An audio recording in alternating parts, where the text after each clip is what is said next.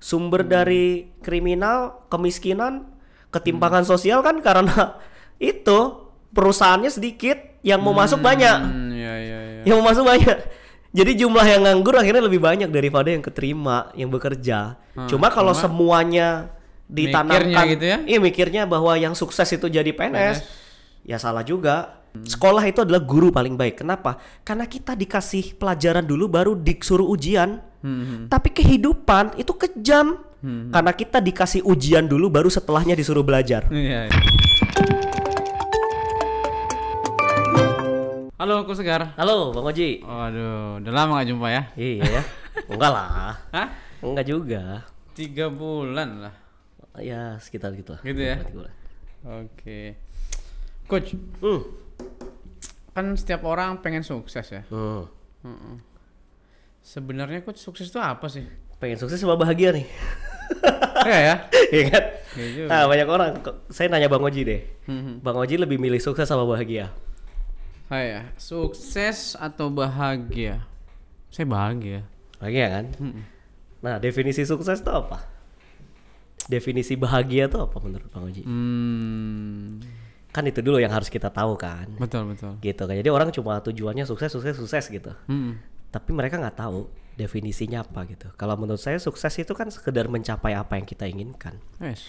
Gitu. Tapi bahagia itu adalah menerima apa yang sudah kita miliki. Apapun yang kita capai. That's happiness gitu. Ya, nah kadang orang ngejar sukses tapi lupa buat bahagia. Gitu. Nah, dan kita lebih mudah mencapai apapun yang kita inginkan kalau kita itu orientasinya bahagia dan kita mulai dari kebahagiaan itu, happiness. Oke. Berarti bahagia dulu baru sukses? Ya, Gitu ya? harus bahagia dulu. Kan SSI ya, syukur dulu. Jadi memulai dengan rasa syukur, mensyukuri potensi yang ada. Orang-orang itu kan biasanya berat untuk mulai sesuatu karena banyak ngeluhnya dulu di awal. Kurang ini. Kan banyak orang ya, oh nanti kalau aku kaya, nanti kalau aku sukses gitu. Tapi mereka nggak tahu yang dilakukan untuk nanti itu apa gitu. Jadi kurangnya dulu yang difokusin. Tapi dia tidak memulai dengan yang dia miliki sekarang apa. Kan dia punya banyak hal, potensinya sudah disyukuri belum, usianya, nikmatnya. Kalau kita memulai dengan rasa syukur, maka kita ngejalanin itu dengan penuh power yang benar-benar optimis. Keyakinannya beda. Nah, itu syukur. Kedua kan sabar. Jalanin prosesnya dengan sabar. Dan yang ketiga terima dengan ikhlas. Apapun yang diberikan Tuhan untuk kita. Mungkin nanti dalam prosesnya kan kita harus banyak belajar. Kalau nggak sabar ya kita gampang nyerah di tengah jalan. Iya. Gitu balik lagi SSI. Mungkin bahasa lain dari sabar yang psikolog itu ya, yang grit ya. Bisa jadi ya. Resilience. Ya, termasuk sabar ya. Sabar, termasuk sabar. Orang sabar tuh kekuatan kan. Gak ada batasnya sebenarnya. Jadi kita banyak miss keyakinan gitu loh. Jadi keyakinan yang selama ini banyak dipercaya tapi sebenarnya itu juga bikin jadi nggak baik juga.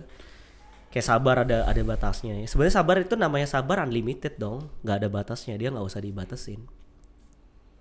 Jadi kan Coach ada stigma negatif ya, sabar itu pasif gitu ya. Itu benar nggak itu? Sabar pasif, sabar tuh aktif loh menurut saya. Oke. Kan sabar tuh butuh effort kan. Ya butuh effort. Kita melatih diri. Sabar tuh pelatihan. Gimana kita ngelatih diri kita kan? Lama-lama tambah sabar. Jangan dikasih batasan. Biarin unlimited dong. Iya. Itu. Coach. Jadi Coach, kenapa ya? Kok ada orang yang sukses dan ada orang yang tidak sukses atau gagal? Gagal. Mindset sih. Mindset itu kan definisinya sekumpulan keyakinan yang ada dalam diri kita, yang selama ini kita anggap benar nih versi kita ya. Nah, karena mindset saya dengan mindset abang kan bisa beda. Mindset orang tuh beda gitu. Nah, keyakinan inilah atau belief system ya, yang akhirnya mendorong sebuah tindakan dan tindakan itu menjadi sebuah hasil. Kalau bicara kata gagal, sukses atau gagal, sebenarnya there is no failure only feedback. Nggak ada kata gagal sebenarnya. Yang ada adalah kita mau sukses, berhasil nih, atau kita belajar lagi, kita diminta belajar lagi. Nah kalau orang mindsetnya itu udah bagus, beliefnya bagus, jadi ketika dia belum berhasil melakukan sesuatu, dia berani bangkit lagi untuk coba lagi, belajar lagi. Ada sesuatu yang bisa dipelajarin gitu untuk melakukan lebih baik lagi. Ya memang nantinya kita lebih kreatif, lebih punya opsi lagi. Oh ini kemarin saya sudah nih ngelakuin. Ujung-ujungnya apa? Ujungnya sukses juga. Jadi mindsetnya aja soal pola pikir dan keyakinan yang ditanamkan ke dirinya. Makanya saya bilang tadi hubungannya sama sabar. Gak ada batasnya. Ya kita harus trial terus lagi. Belajar. Kuncinya di pertumbuhan dan pembelajaran. Berarti sukses itu proses ya gitu ya? Proses dong. Perjalanan dia. Perjalanan. Perjalanan. Kita nikmatin perjalanannya itu. Kita nemuin pembelajaran banyak hal yang bisa kita pelajarin. Dan itu lebih mahal. Gitu.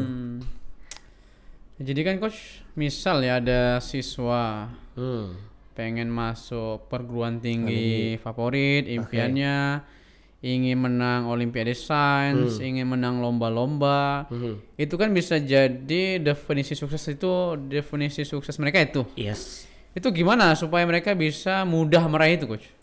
Oke. Yang pertama balik ya, keyakinan dulu nih. Dia yakin nggak? Karena keyakinan ini nanti nyambungnya ke self image, ke citra dirinya dia. Ya, dia harus ketika tujuannya udah tepat, udah spesifik ya. Oke, saya mau masuk ke PTN misalnya, universitas yang diinginkan, maka dia harus yakinin itu. Sehingga muncul namanya empowerment. Kan keyakinan ini nanti terbagi jadi dua nih Bang Oji. Ada empowerment belief, ada limiting belief namanya. Gitu. Nah limiting belief ini kalau saya memahami beda sama mental block. Gitu. Nah banyak orang di luar ini menyamakan antara mental block sama limiting belief gitu. Menurut saya mental block itu masih netral sifatnya. Limiting belief ini beda. Nah saya jelasin dulu nih. Empowerment belief itu adalah keyakinan di mana orang itu udah yakin sama tujuannya, udah nggak bisa diganggu gugat. Itu penting berarti. Tujuan itu harus penting dulu kan. Dia harus tahu why they wanna do it kan. Kenapa mereka pengen. Harus ada big reason. Nah baru muncul nih keyakinan. Kalau dia yakin, seyakin-yakinnya, nanti keyakinan ini kan terrealisasinya nanti ditindakan pasti. Karena dia yakin potensinya keluar semua. Coba Bang Oji, mana ada orang ya yang ragu potensinya bisa keluar? Nggak ada. Potensinya nggak keluar. Nah kalau potensi keluar dia kan pasti action, bertindak. Kalau dia bertindak, hasil juga nanti akan mengikutin. Begitu. Nanti dia menguatkan lagi nih keyakinannya. Kalau selama dia masih berada dalam circle lingkaran yang positif tadi, atau yang dia keyakinan yang menguatkan dia, oke, saya yakin nih saya bisa masuk PTN. Dia yakin. Nah, lu realisasi potensi dia akhirnya keluar semua. Dia belajar dengan sungguh-sungguh, dengan serius. Dimulai dari keyakinan, Bang. Nah, kalau limiting belief ini beda. Nah, limiting belief ini kan ada 3 nih. Yang pertama namanya hopeless, Bang. Hopeless itu dia udah, bahkan jangankan dia bermimpi tadi gitu, bahkan dia berdoa aja udah nggak pernah, karena ngerasa yakin bahwa apapun yang diimpikan tuh nggak akan tercapai, cita-citanya nggak akan tercapai, tadi ragu. Lalu kemudian dia yakin, udah capek berdoa karena Tuhan ngerasa nggak akan ngabulin doanya dia, harapannya dia gitu. Paling sering ngomongnya gini, ngapain sih lu mimpi tinggi-tinggi, ntar kalau jatuh sakit loh. Kayak gitu. Itu namanya limiting belief, hopelessness namanya. Nah yang kedua namanya helplessness. Helplessness ini udah putus asa sama belajar. Jadi ngerasa dirinya udah gak bakat, gak mampu, maunya instan. Jadi dia gak mau melalui proses. Udah kayak ngapain sih belajar, udahlah gitu. Gue gak bisa, emang orangnya gue gak bakat, gak mampu. Jadi dia ngeyakinin dirinya udah gak bisa ngelakuin sesuatu. Padahal kan masih ada kesempatan untuk belajar. Ada faktor 10.000 jam, ada repetisi. Repetition is a mother of skill, ya kan? Tapi dia udah gak mau menutup diri untuk mau belajar. Nah yang ketiga terakhir, limiting belief paling bahaya ini adalah worthlessness. Udah ngerasa dirinya gak layak, gak berharga gitu. Nah ini jangan sepelekan kayak kata-kata apa sih, gue cuma remahan rempeyek, apa butiran debu di pinggir pantai. Kadang sering loh kita tuh mengecilkan diri kita, padahal potensi kita besar banget gitu. Nah limiting belief ini ketika ada di dalam diri seseorang. Nah ini yang hambat dia untuk bisa maju mencapai impian-impiannya tadi. Banyak terpenjara di mental dia. Mau maju, limiting beliefnya ngikat dia. Gitu. Nah beda sama mental block tadi bang. Gitu. Mental block itu kan netral. Sesuatu yang Tuhan berikan untuk kita berpikir kritis sebetulnya. Seperti rem di mobil. Abang mau gak nyetir mobil gak ada remnya bang? Nggak mau dong. Nah manusia itu kalau nggak dikasih rem dia spekulasi. Jadi manusia diberikan otak berpikir ya, neokortex. Jadi supaya dia bisa memikirkan nih nanti dampaknya gimana nih. Nah itu namanya mental block. Ibarat rem di mobil gitu. Kalau nggak ada mental block orang semua spekulasi. Contoh mau bisnis nih. Kita mau bisnis. Mental block tuh muncul nanti kalau misalnya rugi gimana. Kalau misalnya nanti kalah bersaing sama kompetitor gimana? Nah itu mental block tuh. Masih netral bang. Masih netral. Nah kalau dia didorong sama empowerment belief tadi, akan keluar plan after plan, akan keluar solusi. Dia akan mikir, oh kalau nanti nggak laku ya udah berarti trial pakai produk lain, kita inovasi lagi, kita lakukan strategi promosinya, marketingnya kita perbaiki. Kalau kalah bersaing ya nemuin pembeda. Nah jadi empowerment belief berusaha ngedorong untuk, ayo lu bisa kok, ngeyakinin diri dia. Tapi kalau misalnya yang dominan tadi limiting belief, iya ya udah deh nggak usah bisnis deh. Akhirnya dia nggak maju bang, ngerem selamanya. Padahal mental block ini fungsinya agar manusia ini punya manajemen resiko loh, dipikirin gitu. Kan banyak tuh orang akhirnya, iya ya kenapa kok gua nggak mikir itu sebelumnya ya, karena dia tidak menggali mental blocknya.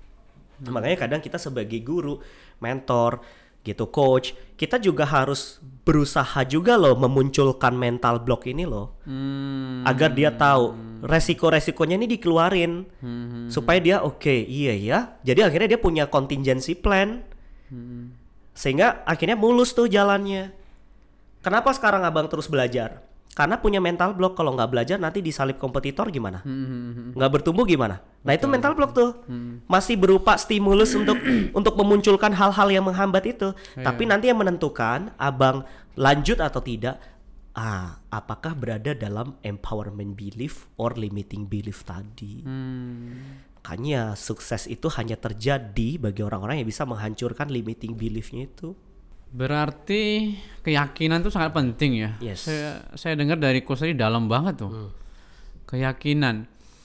Mungkin itulah kenapa orang gagal karena setengah-setengah ya. Nggak 100% yakin. Iya. Sehingga usahanya juga setengah-setengah. Betul. Jadi coach gimana biar yakin itu 100% gitu? Bisa 100% ya. Nah, artinya kan kita mengubah dari limiting belief jadi empowerment ya kan. Empowerment belief.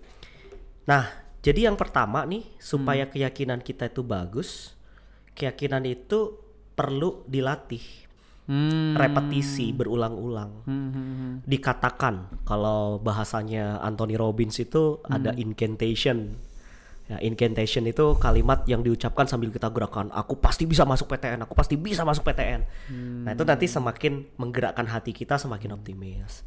Itu incantation gitu. Terus repetisi ya. Nah yang kedua kita harus cari figur ya, sosok guru ataupun temen guru yang bisa ngeluarin potensi kita gitu. Jadi nggak semuanya ngedownin gitu. Kadang kan kita bukan berarti siswa itu nggak pintar, tapi mendapat guru yang salah, kurang tepat gitu ya. Nah hati-hati karena guru itu kan figur otoritas nih bang. Kadang ngedown atau enggaknya seseorang, yakin atau enggaknya, itu bergantung sama sosok figur yang ada di sekitar dia.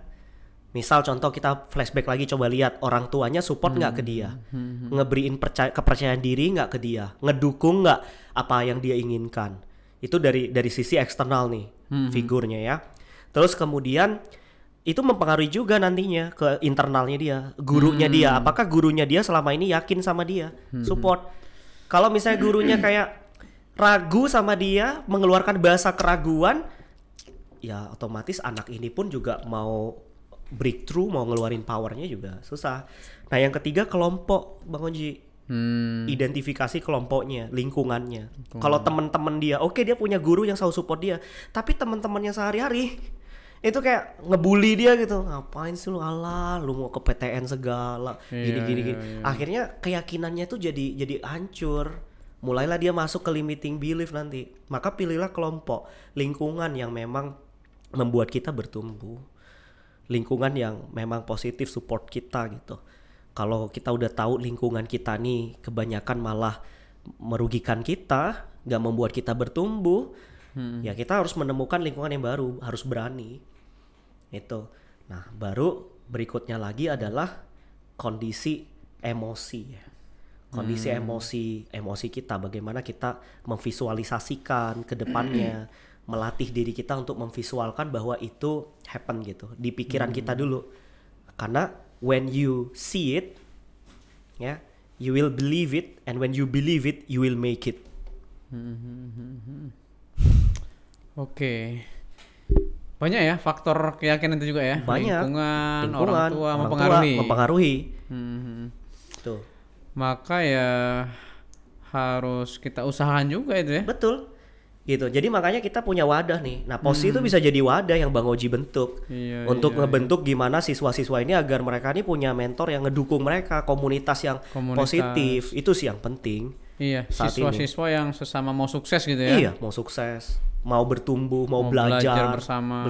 Itu dipertemukan dalam satu wadah. Iya. Tuh. Betul. Ya, karena nanti mereka punya benchmarking, ya kan? Kita manusia ini kan nalurinya memang berkompetisi. Iya. Berkompetisi. Itu momentum buat POSI untuk melahirkan bibit-bibit unggul di situ dengan membentuk komunitasnya. Nah logikanya gini Bang, ini kan kita punya tanaman nih. Kenapa tanaman ini bisa tumbuh gitu? Ya ini sintetis sih. Kalau ini tanaman asli itu, karena tanahnya. Jadi siram ini kan hanya dorongan tanahnya nih, di mana dia berada. Jadi makanya saya support kalau misalnya POSI bisa punya lingkungan yang ngebentuk mereka untuk bisa punya masa depan yang lebih baik, keyakinan lebih positif. Itu saatnya. Ya. Gitu. Jadi kan memang POSI selama ini sudah buat kompetisi ya. Ya. Jadi itu memang dari komen-komen siswa membantu mereka dapat jadi belajar tempat latihan. Tinggal memang yang belum kita lakukan ini ya, gimana mereka bisa saling kenal ya, berinteraksi, saling gitu support. Ya. Betul. Itu. Karena yang paling mahal ini adalah menciptakan lingkungan, Bang Oji. Lingkungan. Contoh sekolah pun itu lingkungan ya. Sekolah. Kenapa ada sekolah yang menciptakan anak yang kurang berhasil, saya yang berhasil ya? Iya. Akhirnya membentuk budaya. Culture. Sekolah yang budaya juara beda dengan yang sekolah yang budayanya nggak juara gitu ya? Budayanya beda, kebiasaannya beda. Karena kan budaya itu pembiaran kan? Iya. Pembiaran. Dan namanya sekolah pasti tergantung leadernya. Pemimpinnya. Peduli nggak, punya program nggak, punya visi nggak untuk memajukan siswa-siswanya. Iya. Dan sekolah saya pikir punya peran yang sangat penting ya. Banget. Itu kan kehidupan kita kedua setelah rumah tuh. Iya. Bayangin coba, kita berapa jam ngabisin waktu di sekolah sejak kita kecil. Iya. Guru kan orang tua kedua nih bagi siswa. Selain di rumah. Kan kerjasama kan, siswa ini bertumbuh kerjasama peran antara guru dengan orang tua. Oke, jadi coach menurut coach sekolah itu kurangnya apa ya? Sekolah ya? Jadi gini, sekolah itu kan banyak mempelajari sesuatu gitu kan yang masih dalam realita kehidupan kita tuh sebenarnya perannya tuh masih belum begitu besar. Artinya masih fokus ke hard skill. Ya sekolah sih kurang soft skill aja. Perasaan, padahal kan kita pada saat di luar yang paling banyak adalah soft skill. Ya, sekolah ngajarin kita apa artinya uang, kata Bung Chandra kan gitu. Tapi sekolah nggak pernah ngajarin kita gimana caranya ngelola uang. Iya.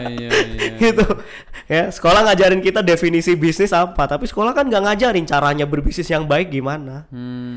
Gitu. Public speaking, komunikasi, etos kerja, budaya kerja, mindset. Ya kan? Padahal itu yang berperan paling dominan. Ada hal-hal yang penting yang nanti di kehidupan di masyarakat tapi nggak dipelajari sekolah. Di sekolah. Itu. Di pekerjaan banyak. Sehingga nggak siap kerja ya? Iya. Belum siap kerja. Nah, kalau kebanyakan kurikulum di luar negeri itu bedanya mereka fokusnya ke tadi skill-skill yang memang benar-benar dibutuhkan untuk mereka bersaing dalam dunia kerja. Gitu kayak team building, leadership, communication skill. Itu. Kan ada survei tuh dari United College Association. Jadi dilakukan survei ke 457 CEO, ditanya nanti kira-kira kandidat yang diinginkan tuh seperti apa yang dibutuhkan, ada ranknya gitu. Nah nomor 1 komunikasi. Coba kita bekerja kalau komunikasinya lemah, mau sebagus apapun ngerjain laporan, betul. gimana kita bisa menikmati hasil kerja itu? Iya. Komunikasi nomor 1 ya. Komunikasi nomor 1. IPK tuh malah nomor 17 urutannya. Dan coach, komunikasi itu bukan hanya ngomong ya? Bukan hanya ngomong, non-verbal juga. Mendengarkan? Verbal dan non-verbal. Mendengar justru komunikasi tertinggi, mendengar itu. Saya malah punya modul materi itu gini. Public speaking level 1 tuh belajar ngomong. Tapi public speaking level 2 itu belajar mendengar. Terampil berhenti bicara. Ya kan? Kayak kita menyamakan bahasa tubuh. Nah ini komunikasi. Terus parafrase, summarize, menatap mata. Iya. Connectedness, nyambung topiknya, nggak gampang shifting topik. Dan itu bisa buat orang nyaman, makanya bisa deal kerja sama gitu ya. Betul. Yang faktor-faktor yang kita pikir nggak penting tapi penting ternyata. Ternyata gitu Bang.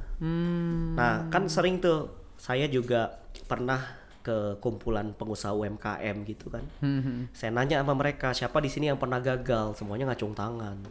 Saya nanya ke mereka, kenapa gagal? Pasti jawabannya apa?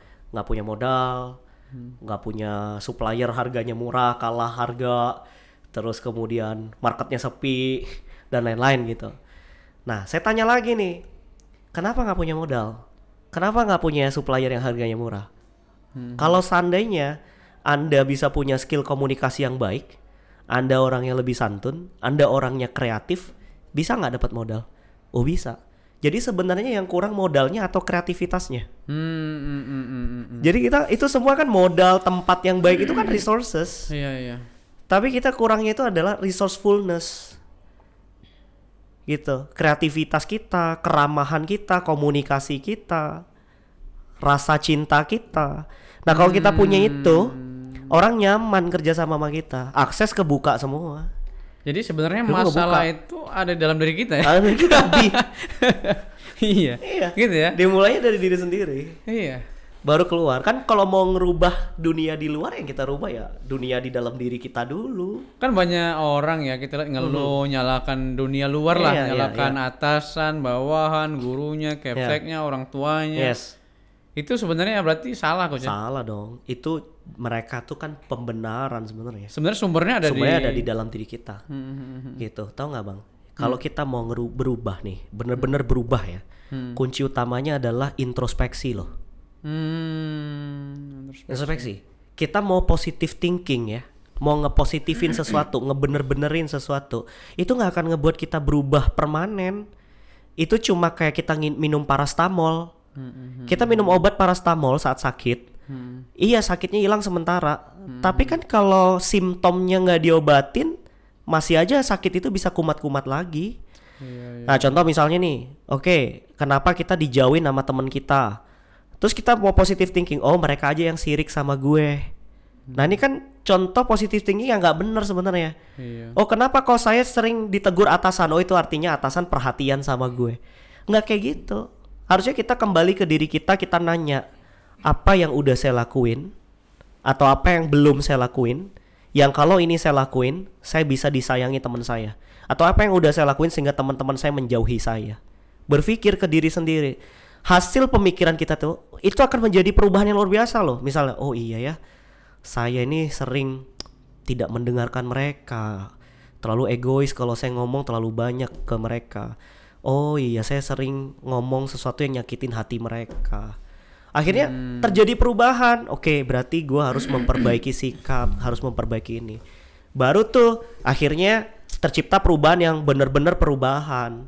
Gitu. Kan kalau coba kita buka nih Asyura ayat 30, surat di Al-Qur'an, Asyura ayat 30. Bunyinya di situ, manusia itu artinya juga terlibat. Banyak manusia melakukan cuci tangan, Bang, atas jatuhnya dia, bangkrutnya dia, gagalnya dia, runtuhnya dia, mengatakan bahwa semuanya cobaan Tuhan, ujian Tuhan. Jadi seolah-olah semuanya penyebabnya Tuhan. Iya. Dia nggak mau gitu mengambil peran bahwa iya ya, gue juga kurang hati-hati, gue juga nggak mau belajar, gitu. Iya, Musibah kegagalan kita itu di surat Yasin ayat 19 juga bunyinya adalah ya udah bahwa manusia itu juga punya peran dalam dia mengatur hidupnya dia. Itu. Nah, salah satunya kita jangan pernah melakukan pembenaran dan menyalahkan keadaan orang lain, pemerintah yang salah dan lain sebagainya. Perubahan hakiki itu dalam diri kita. Iya. Self awareness, kesadaran diri kita. Itu. Jadi kita tadi udah ke mikro ya. Artinya andai manusia Indonesia mindsetnya bener ya. Iya. Seperti itu bisa maju ya Indonesia. Bisa maju. Kita ke makro, Coach. Jadi kan Indonesia ini negara besar ya. Kurang lebih 270 juta penduduknya. Tapi kok masih ada yang susah makan gitu ya. Atau gimana gitu, Coach? Yang saya dengar kekayaan itu nggak merata ya. Itu ya saya paham itu akibat lah gitu ya. Tapi kan Indonesia ini peluang ya, Coach ya. Saya pikir kita emerging market loh. Dimanfaatkan oleh luar negeri malah. Mobil Jepang, HP. Betul. Ya kita negara pasar gitu. Negara pasar. Gimana tanggapan Coach ini? Oke. Ya itu tadi ya. Karena kita selama ini mindset yang ditanamkan itu adalah mindset kita sekolah yang pinter. Habis itu jadi PNS. Iya. Ya kan? Habis itu kerja sama orang, ikut orang. Ya, leadershipnya kurang, entrepreneurshipnya kurang untuk dibangun ke arah sana. Sementara kalau di luar negeri itu sekolah-sekolah tuh banyak yang sudah mulai menyadarkan pentingnya kurikulum kepemimpinan, kewirausahaan. Itu yang benar-benar dikencengin sehingga bisa mengelola sumber daya alamnya sendiri. Independen sendiri. Indonesia kan kaya. Apa yang nggak kita miliki coba? Hutan, laut, timah, emas, tembaga, apapun ada gitu. Buktinya banyak orang pengen invest ke sini semuanya. Produk masuk ke sini gitu. Nah, handphone coba. Siapa yang paling sering ganti handphone? Orang Indonesia. Marketnya. Jadi memang bener-bener dimanfaatkan banget marketnya gitu. Tapi sayangnya kita nggak jadi pemain. Itu memang yang kita takutin, Bang. Yang saya takutin. Itulah alasan kenapa saya antusias banget untuk bisa ngebantu anak-anak muda ini untuk mulai berani memulai bisnis. Gitu. Dari hal yang sederhana, minimal dia bisa ngebantu GDP. Kan UMKM itu roda negara kita. Ada ekonomi negara 96 juta ya. Bayangin coba. Dan penyumbang GDP 79%. Wow. Sisanya BUMN gitu ya. Iya, industri besar. Lainnya UMKM semua gitu. Kalau macet bangkrut UMKM semua. Habis sudah. Nggak bisa. Ya. Iya. Penopang ekonomi ya. Penopang ekonomi. Itu. Nah, itu sih Bang PR kita ya selama ini ya. Ya saya berharap sih mungkin ada yang lihat podcast ini entah menteri atau apa. Coba gandeng tokoh-tokoh yang bisa mendorong entrepreneurship dan leadership sejak dini. Itu masalah kita insya Allah bisa terselesaikan dengan baik. Dari situ mulai dari mentalitinya. Jadi mindset bahwa namanya kita berkarir itu kan gak cuma jadi PNS ataupun jadi karyawan. Gitu. Tapi membuka peluang-peluang lapangan-lapangan kerja baru. Sumber dari kriminal, kemiskinan, ketimpangan sosial kan karena itu perusahaannya sedikit, yang mau masuk banyak. Yang mau masuk banyak. Jadi jumlah yang nganggur akhirnya lebih banyak daripada yang keterima, yang bekerja. Gitu. Belum merata penerimaan ini. Gitu. Akhirnya karena mereka nggak punya pekerjaan dan nggak dilatih juga kewirausahaannya secara merata, ya udah nggak ada kerjaan, akhirnya ngamen, ngerampok, mencuri, gitu jadinya. Terus begitu masuk ke perusahaan, nah PR berikutnya adalah gimana kita juga ngebuat perusahaan ini ngebangun kultur pendidikan, self development, sehingga mereka bisa jadi intrapreneur semua nih. Karyawan-karyawan ini. Iya. Regenerasi ke depan untuk bisa mengelola perusahaan itu jadi sustain ke depannya, bertahan lebih lama. Intrapreneur ya? Intrapreneur. Apa itu Coach? Intrapreneur itu karyawan ya, dia bekerja di perusahaan tapi dididik untuk menjadi pengusaha di dalam perusahaan itu, di bawah naungan perusahaan itu. Jadi karyawan-karyawan potensial itu yang memang bagus dan punya jiwa bisnis. Nah sekarang perusahaan tuh begitu, tidak melarang orang yang dulu kan kalau misalnya apa tujuanmu 5 tahun ke depan, saya pengen punya bisnis sendiri, nggak diterima tuh. Tapi kalau sekarang justru perusahaan harus cari orang yang bermindset wirausaha, karena kan butuh pemimpin-pemimpin. Ya udah dimodalin, dikasih project, didanai jadi ketua project, berkembang. Nah itu intrapreneur. Saya teringat ya, dulu juga orang tua saya menyuruh jadi PNS. Iya kan? Gitu. Dan saya pikir masih banyak ya. Masih banyak lah. Iya ya? Masih banyak sampai saat ini, masih banyak. Gitu. Gak cuma orang tua loh, guru-gurunya ngajarin pun juga supaya kita keterima di perusahaan yang baik, supaya kita keterima jadi PNS gitu. Sebenarnya nggak ada yang salah ya? Sebenarnya nggak ada yang salah. Cuma kalau semuanya ditanamkan, gitu ya? Iya mikirnya bahwa yang sukses itu jadi PNS. Ya salah juga. Iya. Gitu.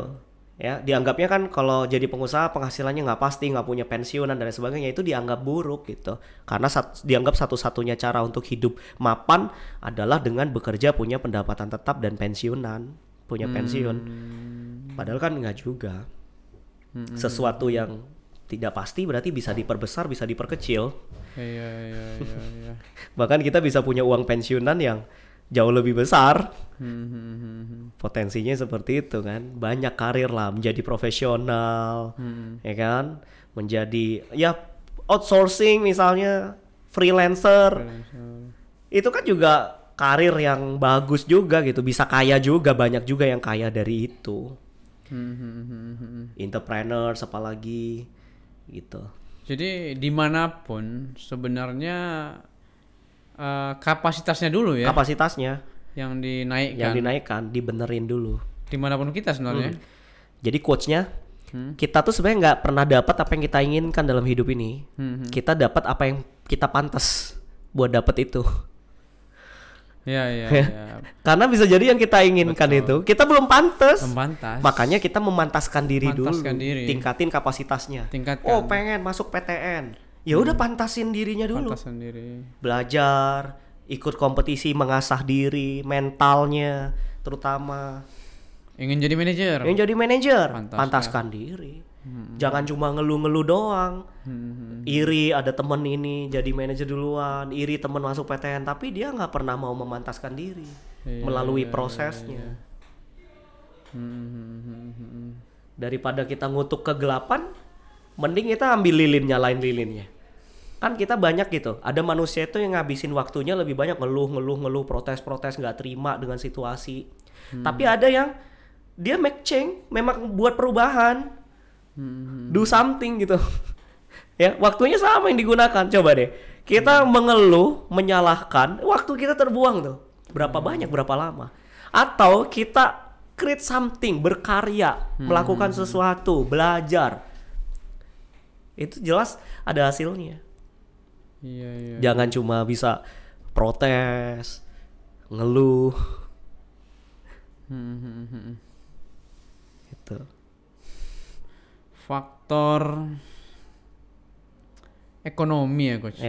Kan beberapa siswa ini banyak, sebagian besar kurang beruntung gitu ya. Kadang itu jadi alasan ya. Orang tua saya kurang mampu gitu ya. Itu gimana Coach menanggapinya? Apakah benar itu? Apa hanya pembenaran? Itu bukan salah orang tua kita, sebenarnya itu pembenaran dong. Itu pembenaran kan ya? Kata Bill Gates begitu. Kalau kamu terlahir miskin, itu bukan salah kamu.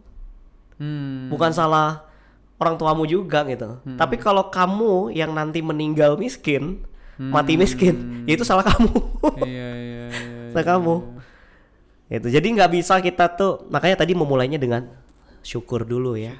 Dari apa yang kita miliki, kita syukuri, kita terima, kita memulai dari situ. Sekecil dan sesederhana apapun yang kita milikin itu, itulah awalan untuk kita mencapai sesuatu yang besar, yang hebat, yang kita inginkan dari apapun.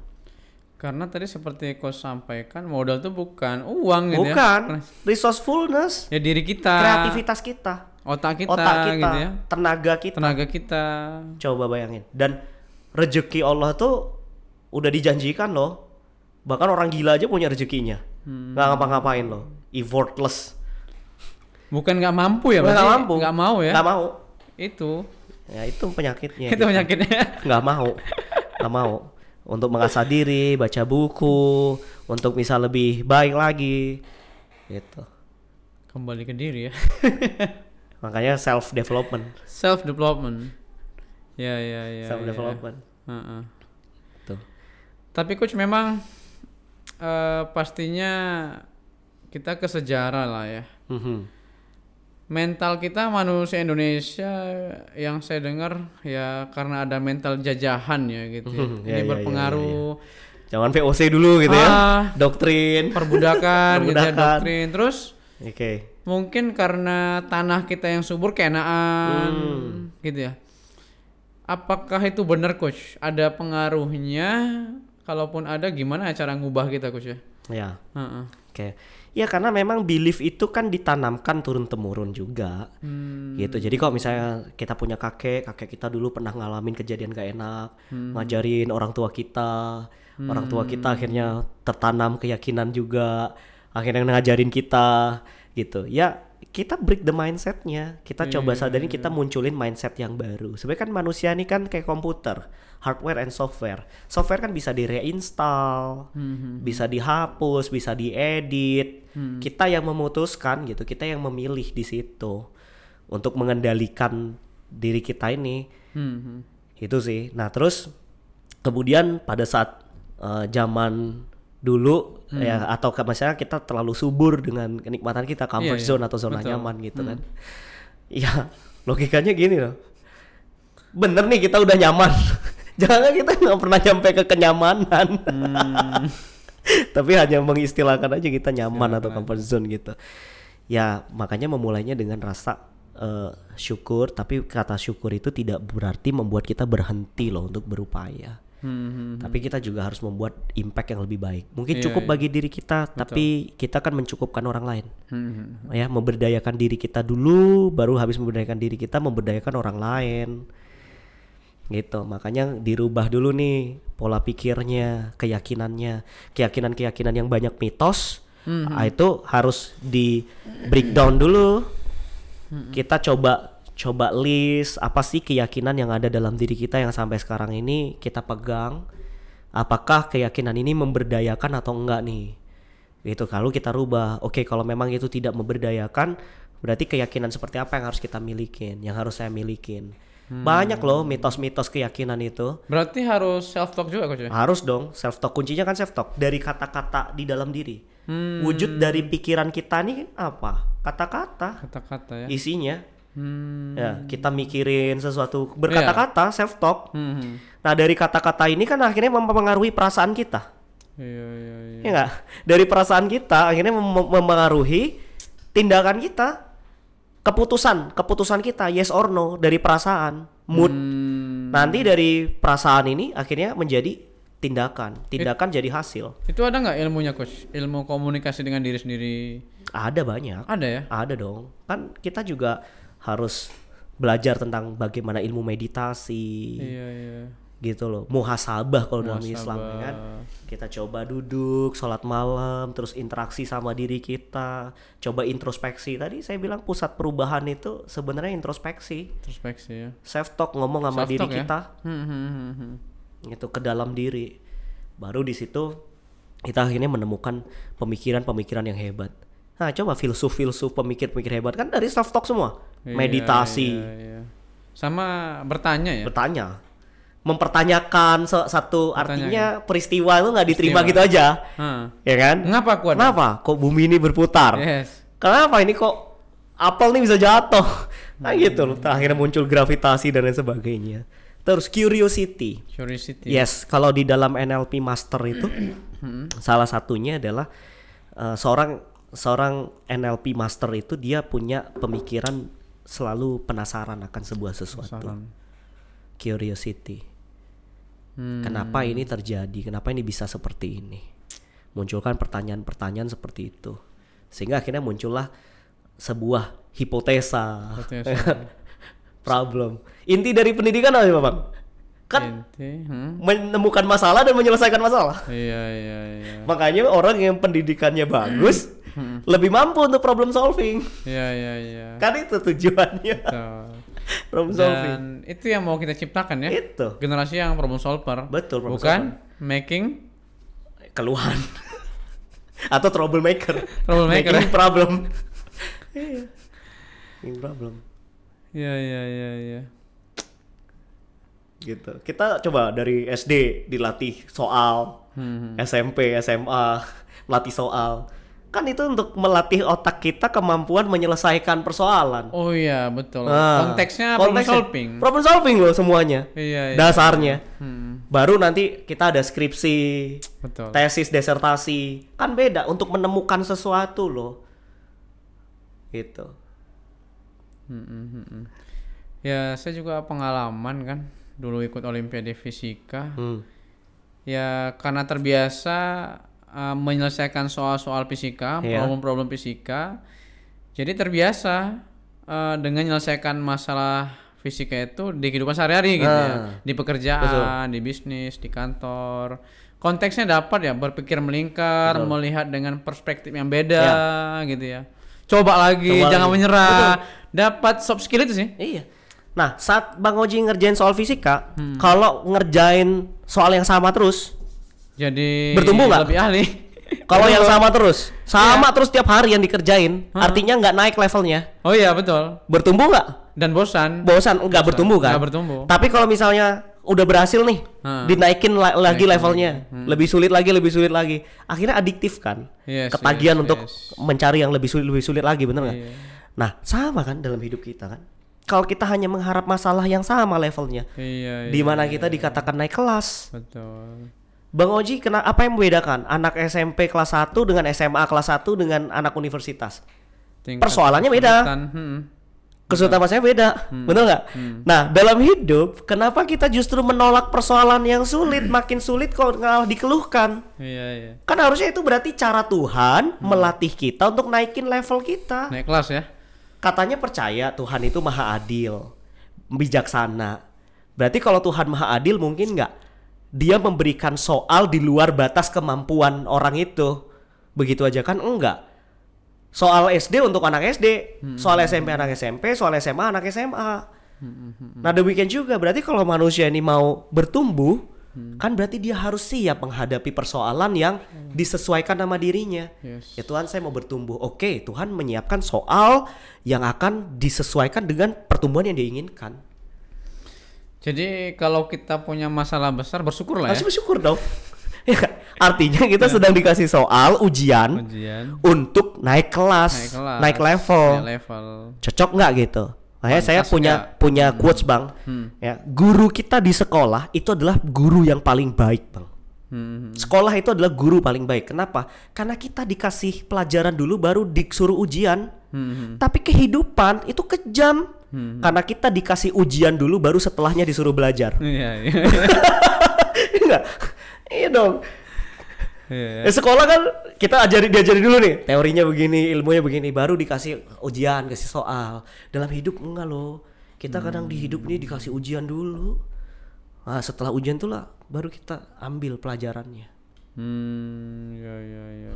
Makanya keluar kan experience is the best teacher. Yes. Pengalaman guru yang paling baik gitu. Jadi tapi prosesnya betul. Tapi proses untuk kita dapat pengalaman tuh kejam loh. Jadi apa ya? Learning based experience ya. Itu penting ya. Penting banget. Makanya kita berbanyak experience ya. Banyak pengalaman. Pengalaman. Dan ini katanya ini ya, budaya kehidupan anak milenial itu next malah mereka nggak mau beli rumah, nyewa saja, tapi uangnya ya untuk jalan experience. Iya, untuk menikmatin. Iya. Gitu. Ini ownership yang akan berkurang. Akses yang akan lebih banyak ke depannya. Bisnis model kan sekarang berkembang ke arah sana. Kayak beli mobil itu udah gak zaman lagi, jarang. Mereka lebih ngakses naik Grab, rental, Iya. beli rumah, dari pagi itu sewa apartemen, sewa hotel, staycation, itu kemana-mana. Kepemilikan ya, nggak lagi ya. Karena Ownership. itu bisa diwakilkan dengan menyewa. Nyewa. Dan sekarang udah murah. Udah murah Nggak sekarang. kayak dulu kan, pilihannya banyak. Jadi itu yang membuat akhirnya, oh iya, milenial mengejar experience, mengejar pengalaman. Dan itu bagus ya. Bagus dong. Heeh. Mereka akhirnya bisa meningkatkan CQ mereka kan, Iya. cultural quotient mereka. Mereka bisa bereksplorasi kemana-mana, mempelajari budaya. Iya. Akhirnya nggak kaget juga ketemu orang baru. Mereka nggak shock culture lagi. Iya. Itu bang. Ya kan kita mau sukses bukan cuma IQ aja, tapi butuh emotional quotient, spiritual quotient, dan juga apa? CQ, cultural quotient, pengetahuan budaya. Ya itu, nah dengan mereka nggak stay di satu tempat, bisa kemana-mana ya, justru itu bisa memperkaya lah pengetahuan kita. Oh ternyata orang Medan seperti ini ya, orang Jogja begini ya, orang Surabaya seperti ini ya, oh orang Malaysia begini, orang Amerika begini, orang Jepang. Jadi tahu itu. Dan Stay. kita sebagai orang yang punya bisa buat kebijakan, keputusan, buat program-program seperti itu di perguruan tinggi, sekolah bagus ya. Bagus. Pertukaran Pertukaran pelajar gitu ya. Iya, Daerah-daerah yang nggak perlu jauh-jauh lah, entah Betul. mana dulu gitu ya. betul. Minimal domestik dulu. Domestik, Nanti baru kita buat juga yang deket-deket ASEAN, Asia. betul. Kan beda tuh orang yang habis pertukaran pelajar. Ketika bekerja kan lebih siap. Lebih siap dan lebih apa ya, menghargai gitu ya. Perbedaan, keberagaman ya. Keberagaman. lebih toleransi ya. Mhm. Jadi coach, jadi kan anak-anak SMA, mahasiswa, SMP ini kan calon pemimpin masa depan ya. Kalau dari coach apa pesan untuk mereka ini? Untuk masa depan ya. Oke. Yang pertama sih adalah kita tuh harus punya nilai diri ya. Nilai diri. Values. Itu yang gak bisa diganggu gugat. Perubahan di masa depan kan pasti ada, cepat banget. Ya kata Jim Collins dalam Build to Last, yang gak boleh berubah salah satunya adalah nilai hidup kita. Nah kita harus punya apa nilai hidup kita, nilai hidup Bang Oji apa, itu yang harus dipegang bang, kemanapun kita bawa. Nah nilai hidup ini kan banyak, bisa dari spiritual, bisa dari lingkungan, bisa dari kita yang memang menciptakan nilai hidup itu. Yang penting kita tahu nilainya apa, nilai diri kita ini ke depan. Dan yang kedua adalah core purpose, tujuan inti. Seorang pemimpin harus tahu nanti dia akan berakhir seperti apa, dia akan kemana, menciptakan impact apa. Saya punya slogan ya, live for legacy. Itu living value saya, yang sekaligus menjadi core purpose saya Bang Oji. Live for legacy, hiduplah untuk meninggalkan warisan. Untuk apa? Untuk masyarakat. Jangan sampai kita meninggal, ya gak ada sesuatu yang bisa mengingat orang tentang kita. Berkaryalah. Pemimpin yang hebat itu adalah yang menciptakan peradaban, yang melahirkan pemimpin-pemimpin lagi, penuh kebermanfaatan. Sebaik-baiknya manusia adalah manusia yang bermanfaat. Maka untuk jadi pemimpin masa depan, pikirkanlah peradaban apa di masa depan yang akan kita ciptakan. Ya, karena yang paling penting bukan apa yang kita capai sekarang, tapi akan berakhir seperti apa kita nantinya di masa depan. Kita akan meninggal dengan cara seperti apa nantinya kelak. Ingat bahwa kita akan mati. Dan ketika kita mati, apa yang mau kita bawa ke akhirat dan apa yang mau kita tinggalkan di dunia ini. Nah itu pemimpin yang paling cerdas menurut saya. Berarti harus paham diri dulu coach. Diri dulu. Tadi kan nilai diri kan harus Nilai paham diri, dulu ya. harus paham. Misi, tiap-tiap orang punya misi Punya yang misi yang berbeda berbeda mungkin, masing-masing. ya, Coach, ya? Misi spesifik yang berbeda ya. Iya. Berarti kenal diri penting banget ya. Wah, self awareness nomor 1. Nomor 1 ya. Disitulah kita menemukan siapa kita kan. Ya. Maka kamu untuk mengenal Tuhanmu ya kamu harus kenal dulu siapa dirimu bahkan. Iya. Kenali dulu kamu siapa, baru kamu bisa kenal loh. Kalau mungkin Dampingkan coach, Tuhan. role model yang di Indonesia atau luar siapa ya kira-kira yang memang udah menemukan misi kehidupannya dan sukses lah gitu, meninggalkan legacy. Contohnya apa coach? Meninggalkan legacy ya. Yang udah meninggal boleh. Oke. Untuk di Indonesia. Di Indonesia atau luar negeri boleh. Ya, contohnya kalau di Indonesia kita lihat R.A. Kartini deh. Tokoh wanitanya ya. Dia meninggalkan legacy sampai sekarang emansipasi wanita. Coba kalau nggak ada R.A. Kartini, wanita-wanita Indonesia mungkin akan hidup dalam limiting belief. Jadi budak. Jadi gitu budak, kecil hati ya kan, Iya, karena tekanan-tekanan. Tapi beliau berjuang benar-benar mengubah peradaban itu. Dan sekarang legasinya kerasa. Dia berjuang untuk wanita. Berjuang untuk wanita. Misi spesifiknya. Ya kan? Itu untuk di Indonesia yang bisa kita amati. Ya, masih banyak. Ada Ki Hajar Dewantara memperjuangkan pendidikan Indonesia. Merinding kan kalau kita nyebut nama tokoh-tokoh itu. Nah, itu karena legasinya tuh kerasa gitu dalam hidup kita ini. Kerasa banget. Kalau di luar negeri contohnya Steve Jobs. Legasinya sampai sekarang kerasa. Ya enggak? Coba sekarang lihat, banyak orang berhasil menemukan sesuatu dari hasil ciptaannya dia. Ya. Elon Musk. Gitu. Elon Musk. Walaupun masih hidup ya. Walaupun masih hidup. Enggak? Tapi kan dia berpikirnya udah beyond gitu. Kelak someday kalau memang missionnya dia ke Mars berhasil tuh, SpaceX. Gitu. Ya dia pencetak sejarah dong. Iya. Manusia pertama yang membawa manusia lainnya menuju planet lain. Dan tujuan mereka bukan uang ya? Bukan. Iya ya. Bukan. Sarana aja tuh ya. Bukan. Udah mulai. It's not only about me gitu. Mereka udah mikir umat, udah mikir apa sih yang gue tinggalin kelak ketika gue mati. Nah, itu kan hasil akhir dari ilmu apapun yang kita pelajarin. Iya. Berdampak nggak, bermanfaat nggak? Ada kedokteran gitu ya, misi spesifiknya ya. Iya. Jangan sampai kalah sama ayam dan kambing yang dia udah mati tapi manfaatnya masih bisa dinikmatin banyak orang, semua tubuhnya. Iya. Tuh. Betul. Ya karya lah, Bang. Karya ya. Berkaryalah maka kamu ada kan. Iya. Berpikir maka kamu ada. Ya, wujud dari pikiran tuh ya karya.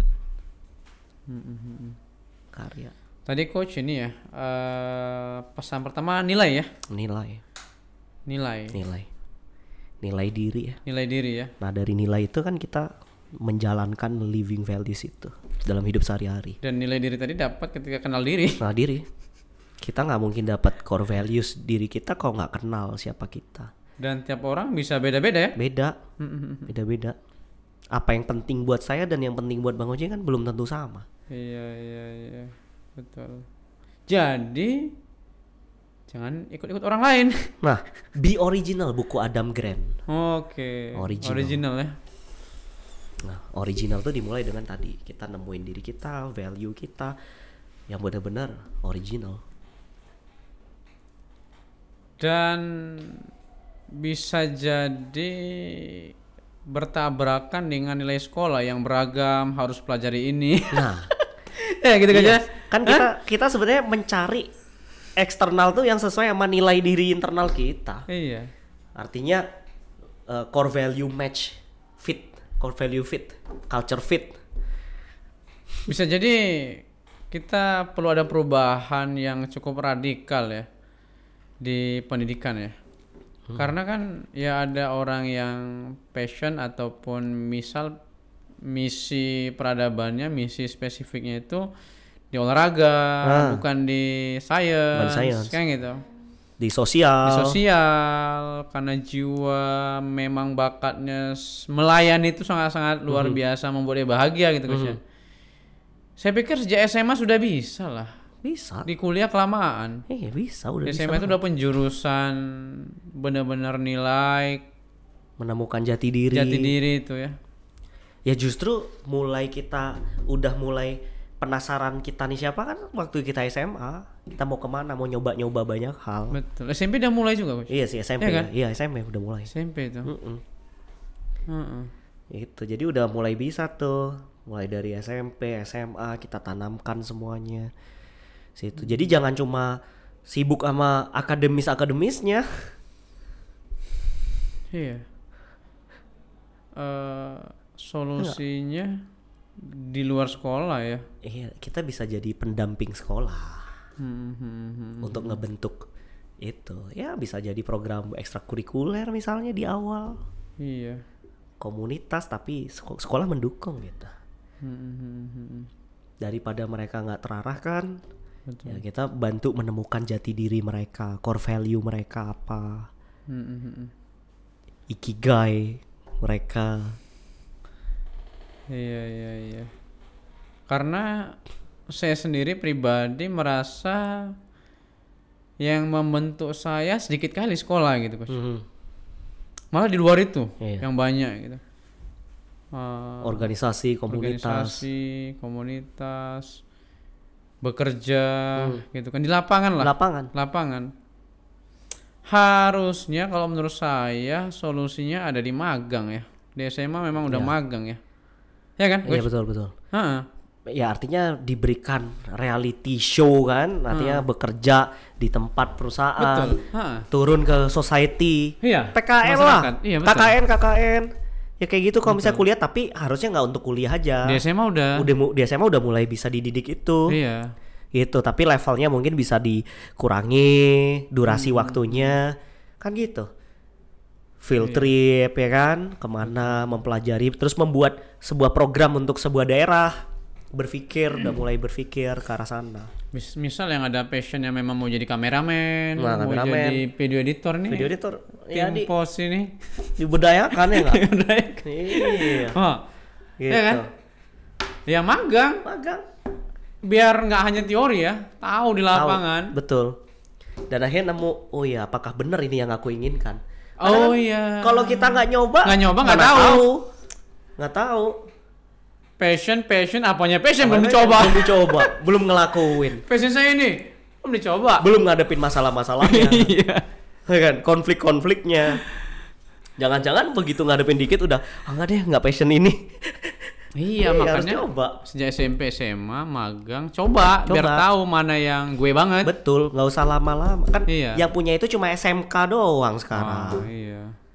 Makanya anak SMK lebih siap kerja. Iya.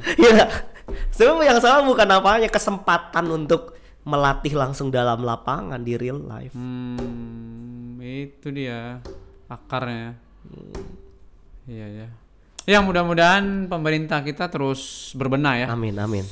Untuk ya memperbaiki sistem. Betul. Struktur, kurikulum. Ya.